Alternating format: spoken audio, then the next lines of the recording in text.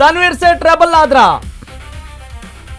ಮಂತ್ರಿಗಿರಿ ತಪ್ಪಿದ್ದಕ್ಕೆ, ಸಚಿವ ಸ್ಥಾನ ಕೈ ತಪ್ಪಿದ್ದಕ್ಕೆ ಬೆಂಬಲಿಗರು ಆಕ್ರೋಶ ವ್ಯಕ್ತಪಡಿಸ್ತಾ ಇದ್ದಾರೆ. It is very natural and common.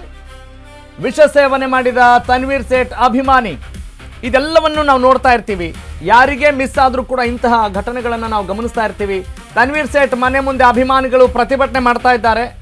ಯಾಕೆ ಸಿಕ್ಕಿಲ್ಲ ಮಂತ್ರಿಗಿರಿ ಅಂತ ಹೇಳಿ, ಸಿಗುತ್ತೆ ಅಂತ ಇತ್ತು, ಒಂದು ಹೋಪಲ್ಲಿದ್ದರು.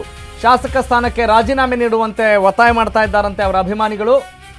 ತನ್ವೀರ್ ಸೇಠ್ ರೆಬಲ್ ಆದ್ರ ಡಿಕೆ ಕ್ಯಾಬಿನೆಟ್ 2.0 ಈ ಶಿವಸೇನೆಯಲ್ಲಿ ಸೇನಾಧಿಪತಿಗಳು, ಸೇನಾ ನಾಯಕರು, ಸೇವಕರು, ನೀವೇನಾದರೂ ಕರೀರಿ, ಆದರೆ ಜಾತಿವಾರು ಅಂತ ಬಂದಾಗ, ಸಮುದಾಯವಾರು ಅಂತ ಬಂದಾಗ, ಪ್ರಾದೇಶಿಕವಾರು ಅಂತ ಬಂದಾಗ ಯಾವ ಗ್ರಾಮರ್ನ ಇಟ್ಕೊಂಡು ಇಲ್ಲಿ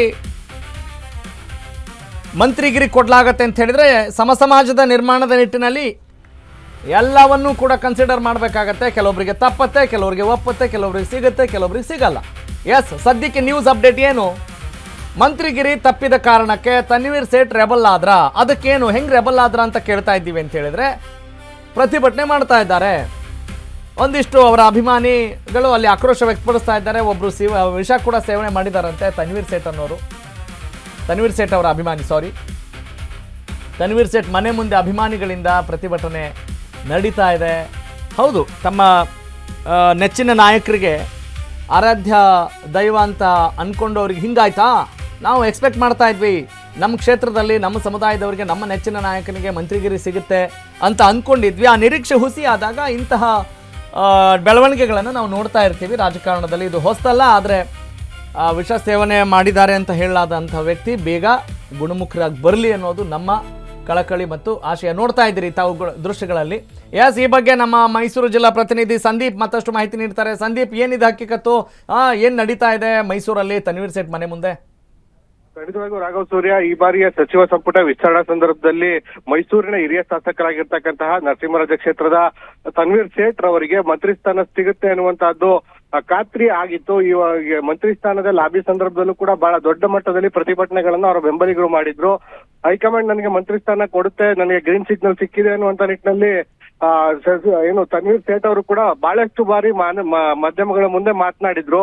ಅದಾದ ನಂತರದಲ್ಲಿ ಪ್ರತಿಭಟನೆಗಳು ಎಲ್ಲವೂ ಕೂಡ ಶಾಂತವಾಗಿದ್ದು ಮಂತ್ರಿ ಸ್ಥಾನ ಸಿಗುತ್ತೆ ಅನ್ನುವಂತಹ ವಿಶ್ವಾಸದಲ್ಲೇ ತನ್ವೀರ್ ಸೇಠ್ ಅವರು ಮತ್ತು ಅವರ ಬೆಂಬಲಿಗರು ಇದ್ರು. ಇದೀಗ ಅಂತಿಮ ಪಟ್ಟಿ ಹೊರಬಿದ್ದಿದ್ದು, ಅದರಲ್ಲಿ ತನ್ವೀರ್ ಸೇಠ್ ಅವರ ಹೆಸರು ಕೈ ಬಿಟ್ಟಿರ್ತಕ್ಕಂಥ ಹಿನ್ನೆಲೆಯಲ್ಲಿ ಅವರ ಬೆಂಬಲಿಗರು ಸಾಕಷ್ಟು ಉಗ್ರ ರೂಪದಲ್ಲಿ ಅವರ ಮನೆ ಮುಂದೆ ಪ್ರತಿಭಟನೆ ನಡೆಸ್ತಾ ಇರ್ತಕ್ಕಂಥದ್ದು. ಮತ್ತು ಕೆಲವರು ಜೀವ ಹಾನಿಗೂ ಕೂಡ ಕೈಯನ್ನು ಹಾಕಿರ್ತಕ್ಕಂಥದ್ದು. ತನ್ವೀರ್ ಸೇಠ್ ಮುಂದೆ ಒಬ್ಬ ಅಭಿಮಾನಿ ವಿಷ ಸೇವನೆಯನ್ನು ಕೂಡ ಮಾಡಿರ್ತಕ್ಕಂಥದ್ದು. ಸದ್ಯ ಆತನನ್ನ ಆಸ್ಪತ್ರೆಗೆ ಕರೆದೋಗಿ ಚಿಕಿತ್ಸೆಯನ್ನ ಕೊಡಿಸಲಾಗಿರ್ತಕ್ಕಂಥದ್ದು.